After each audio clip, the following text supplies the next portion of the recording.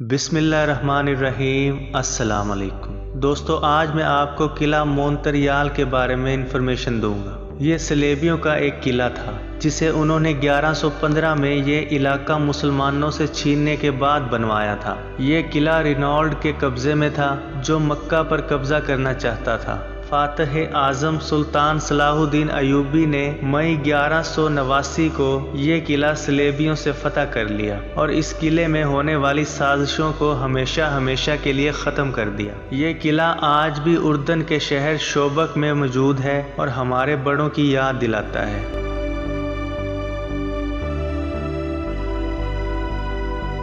उम्मीद करता हूँ ये मालूमात आपको अच्छी लगी होगी।